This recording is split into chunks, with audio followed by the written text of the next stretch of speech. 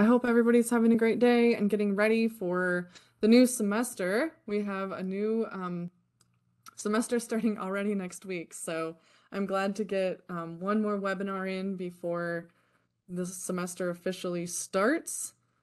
So I think we'll go ahead and get started for today. Hello and welcome to today's webinar. My name is Ann Griesel, Project Manager from the Calzone LAS Web Team. You will now know me as Ann Staniger. I did change my name. Our topic for today is about how to tackle the dated content. In past webinars, we have walked through how to determine your site's purpose and how to define your target audience. By understanding these concepts, you know who your content should be reaching.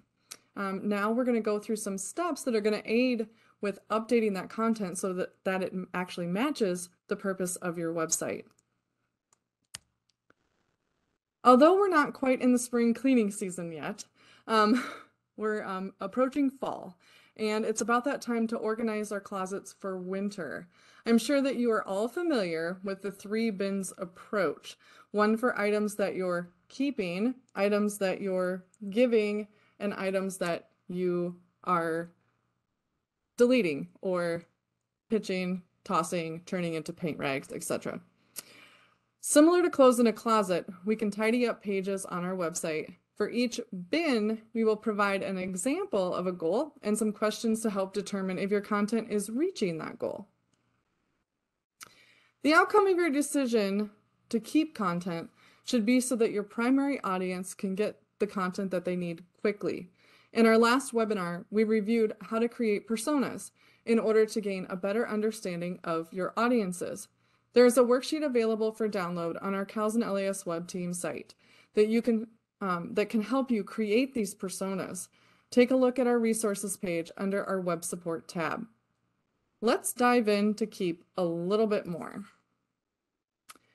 Just like the clothes in your closet that never go out of style, your website holds content that is always needed. How do you know if your content is needed?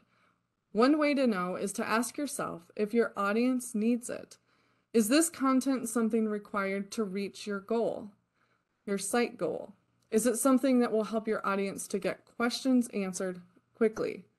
An example of this content is your contact information and usually an about page set of information. Just like jackets and umbrellas protect you from the weather elements, legal requirements protect your website from legal issues. One way to know this is to ask yourself if the content is required for legal compliance. Is the information required for Iowa State University legal team? Examples of this type of content, I use the word content type a lot, are a non-discrimination policy, digital access and accessibility information, or privacy policy. Just like frequently used clothing in your closet, your website has frequently visited pages. Am I taking this closet theme a little too far? Stick with me. Please don't give up yet.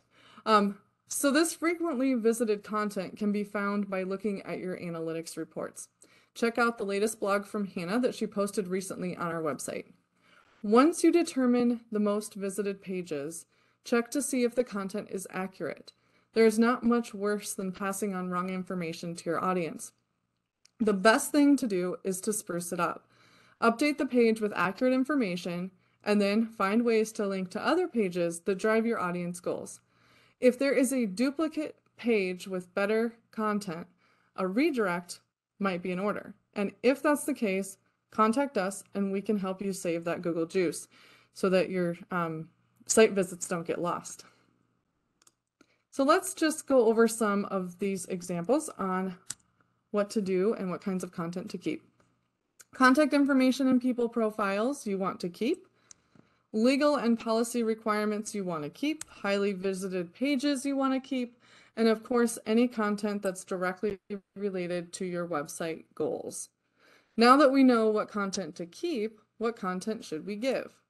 Just like piles of clothes in a closet make it hard to find your items, long and messy web pages make it hard for your audience to find answers to their questions.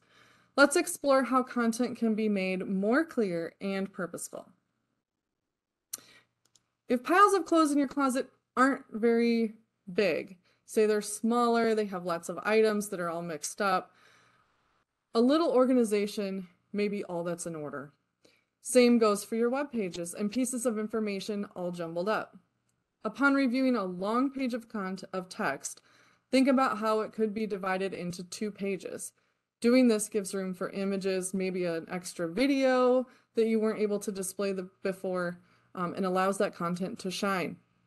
It also breaks down your important information into more digestible bites for your audience, and this is so important. These updates may not feel like a big change, but to your audience, it'll be huge. Chances are they will find their answers to their questions much more quickly. Let's pretend that you have a section in your closet for shirts. The section includes everything from t-shirts, sweatshirts, sweaters, anything shirt related. They're not organized, just mixed together. Well, in a closet, you may create subsets of them, such as t-shirts together, sweatshirts together, and so on. On a website, you might find that all the content is all jumbled up too. Sometimes a great help for your audience is to create a landing page. Make engaging imagery and buttons that help guide your answers to where their questions can be answered quickly. So let's review. Let's look at some of these examples. First, you could give one long page 2 separate, more distinct pages. You could turn one long page into a landing page, which is a little bit more visible and exciting for your end users. They can find their information quickly, and quite honestly, it's just more fun to look at. Or you could take a smaller page that might work better with context of another page and merge them together. This will also help your end users find answers to their questions so they're not confused with that tiny bit of content off on its own.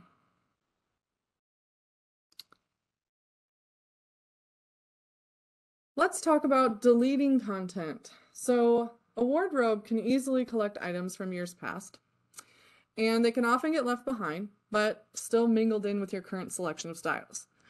As you may have guessed, websites can do the same with old pages that don't hold much value to your audience anymore. Let's go through some thoughtful questions to determine if your old pages should be removed. Closets can hold clothes that don't fit, as well as those that do.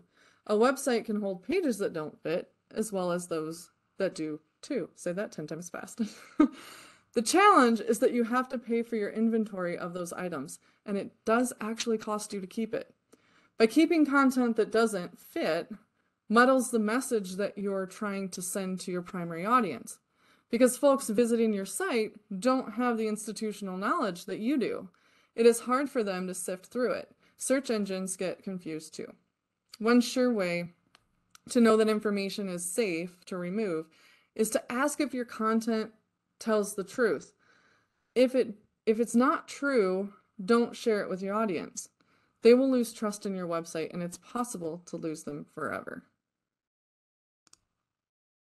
Do you really need all of those socks? I was thinking that this morning, actually. How many have had socks live in your drawer for years, like literally years, without being worn? Content can also live on your websites without being visited. If the content doesn't meet the purpose of your website and has not been visited in many moons, it's time to let go of it. Are you really going to wear those worn out sweats to meet with future students? I'm assuming that wouldn't be appropriate for the meeting, but those worn out sweats, I assure you, do have a purpose. I know, because I wear them on Saturdays. And they're especially comfortable just to be comfy and cozy on lazy days. Those comfy sweatpants represent internal documents on your public website. We often forget that we are showcasing information that is comfortable for us on our internal teams, but awkward and inappropriate for our public audience. A good place for internal documents is on internal shared storage options, such as Skybox. Office mates can bookmark where those documents are located to have quick and easy access, sometimes even faster than sifting through the big website. So let's walk through some reasons and examples of when to delete content. So you want to delete content that no longer proves true. I mean, at one time it did, but it doesn't anymore. And so that's the type of content that you want to remove. You also want to remove content that does not meet the goals of your primary audience or website purpose. And you want to remove internal-based content to and move them to internal-based solutions. And remove content that is not getting visited. So in conclusion, let's go over all three bins. So first of all, content that you want to keep. Keep the content that's relative to your primary audience, legal requirements, and most visited. Give the content by merging with other pages, dividing into smaller pages, or upgrading to a landing page. And delete there we go. And delete content by replacing inaccurate information with accurate, removing content not of value to your audience, and finally, moving internal documents to internal storage options. That's all we have for today. It was a fairly quick one. The recording of this webinar is going to be posted on our website along with downloads of the slide deck, and we will provide a worksheet that'll help you think through your digital presence a little bit more deeply. Our next webinar is going to be in a few weeks, so watch your inbox. We're going to talk about how you can make your website reach more future Iowa State students. And let's see. There we go. If you have any website questions, please email us at websupport@iostate.edu. We are more than happy to help you work through content strategy, some of these content pages, and things that you may want to visit and have another opinion about. We're here for that, and we're also here to help redirect, come up with ideas to make your website help answer those important questions that your primary audience has.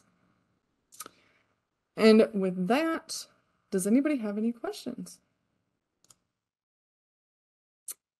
We're happy to help answer anything if something is on your mind. I'll give you a second. I'm not saying anything. Okay. All right. Along with that, I think we'll wrap it up for the day. Thank you so much for attending, and we look forward to seeing you next time. Have a good day.